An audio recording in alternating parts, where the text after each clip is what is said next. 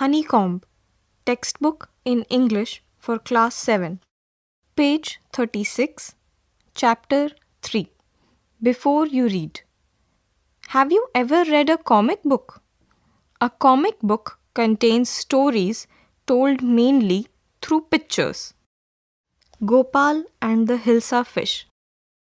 There are various pictures in this chapter describing people catching fish, selling fish, the king and his courtroom, etc. It was the season for Hilsa fish.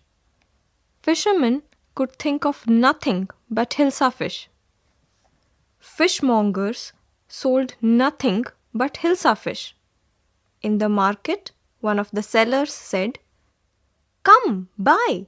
The price of Hilsa fish is down today." Householders could talk of nothing but Hilsa fish. One woman asked, "How much did you pay for that Hilsa?" A man responded, "You wouldn't believe it if I told you." And in the palace too, the courtiers could discuss nothing but Hilsa fish. One of the courtiers said, "Your Majesty, you should have seen the huge Hilsa I caught. It was..." Page 37. The king said, "Stop it! Are you a courtier or a fisherman?"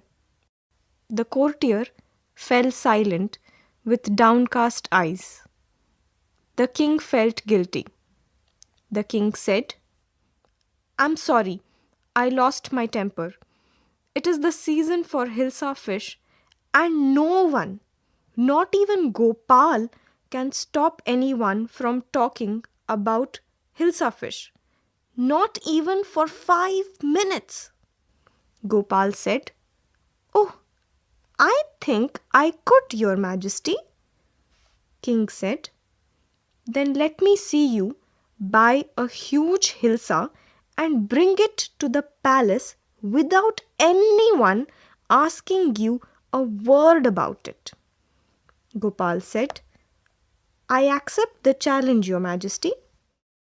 Page 38. A few days later, Gopal's wife said, "Why is your face half-shaven?" Gopal said, "I am dressing up to buy a fish." Wife said, "What's the matter with you? Why are you smearing yourself with ash?" Gopal said, "I told you I am dressing up to buy a Hilsa fish." Wife said, "Listen to me, please. You can't possibly go out in those disgraceful rags. What are you up to?" Gopal responded, "How many times must I tell you, woman? I am out to buy a huge Hilsa fish." His wife thought, "It's happened to him. He's gone mad." Page 39. Gopal bought the Hilsa fish and started walking towards the palace. A child said, "Mother, look at that man. Isn't he comical?" Another person on the road said, "He must be a madman." To which someone responded, "Shh, I think he's a mystic." When Gopal reached the court, the doorman asked him, "What do you want?" Gopal said, "I want to see the king." Doorman said, "You can't see the king. Get away with you." Gopal began to dance and sing loudly. Page 40. Inside the palace. People shouting, "The man is crazy! Throw him out at once." "I want to see the king. Let me in." The king said, "Bring that man to me at once." Courtier responded, "Yes, Your Majesty." Gopal was brought before the king. One of the courtiers said, "It's Gopal." Another said, "The man has lost his mind." One more said, I think it's one of his crazy jokes. Page 41. The king asked, All right, Gopal, out with it. Why are you dressed up in this ridiculous fashion? Gopal said, Your Majesty, you seem to have forgotten something. The king thought, Forgotten something? Gopal said, Strangely enough, no one seems to be interested in Hilsa fish today. From the market to the palace and in the court, not a soul has spoken a word about Hilsa fish. Only then did the king remember the challenge he had thrown to Gopal. The king laughed. Ha ha ha. Well, Gopal, congratulations. You have achieved the impossible once again. Page 42. Working with the text. Answer the following questions. Question 1. Why did the king want no more talk about the Hilsa fish? Question 2. What did the king ask Gopal to do to prove that he was clever? Question 3. What 3 things did Gopal do before he went to buy his Hilsa fish? Question 4. How did Gopal get inside the palace to see the king after he had bought the fish? Question 5. Explain why no one seemed to be interested in talking about the Hilsa fish which Gopal had bought. Question 6. Write true or false against each of the following sentences. Number 1. The king lost his temper easily. Number 2. Gopal was a madman. Number 3. Gopal was a clever man. Number 4. Gopal was too poor to afford decent clothes. Number 5. The king got angry when he was shown to be wrong. Working with language. Question number 1. Notice how in a comic book there are no speech marks when the characters talk. Instead, what they say is put in a speech bubble. However, if we wish to repeat or report what they say, we must put it into reported speech. Change the following sentences in the story to reported speech. The first one has been done for you. Page 43. 1. How much did you pay for that Hilsa? In reported speech, the woman asked the man how much he had paid for that Hilsa. 2. Why is your face half shaven? Gopal's wife asked him dash. 3. I accept the challenge, Your Majesty. Gopal told the king dash. 4. I want to see the king. Gopal told the guards dash. 3. I accept the challenge, Your Majesty. Gopal told the king dash. 4. I want to see the king. Gopal told the guards dash. 5. Bring the man to me at once. The king ordered the guard dash. Question 2. Find out the meaning of the following words by looking them up in the dictionary. Then use them in sentences of your own. Challenge. mystic, comical, courtier, smearing. Page 44. Picture reading. Question 1.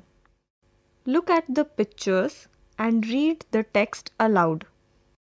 Stag by the side of a pond. The stag looks at his reflections and thinks, "How beautiful my horns are! But my legs are so thin and ugly." Suddenly, hunters come. "Hunters! Run for your life!" Page 45. "Let me hide somewhere." "These branches, oh no!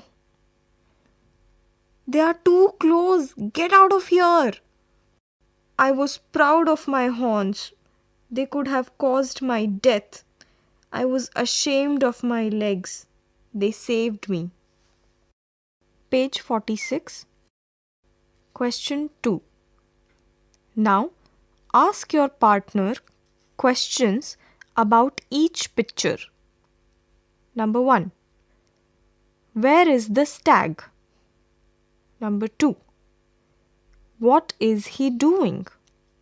Number 3. Does he like his antlers? Horns? Number 4. Does he like his legs? Number 5. Why is the stag running? Number 6. Is he able to hide in the bushes? Number 7. Where are the hunters now? Number 8. Are they closing in on the stag? Number 9.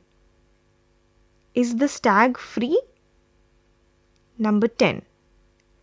What does the stag say about his horns and his legs? Question 3. Now, write the story in your own words. Give it a title. Page 47. Question 4. Complete the following word ladder with the help of the clues given below. 5-letter word starting with C. Number 1. C blank blank blank ends with S. Number 2. S vertical starting with S blank blank blank ends with T. Number 3. 4-letter word horizontally starting with T blank blank ends with Y. 4. Vertical 4-letter word starts with Y blank blank ends with R. 5.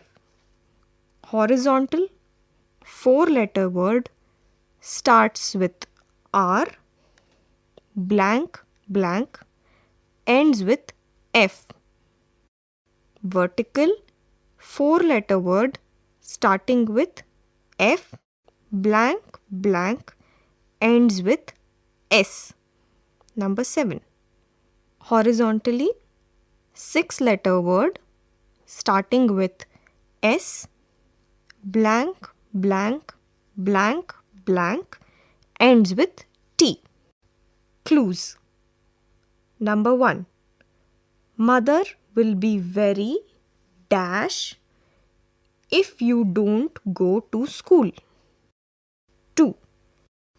As soon as he caught dash of the teacher, Mohan started writing.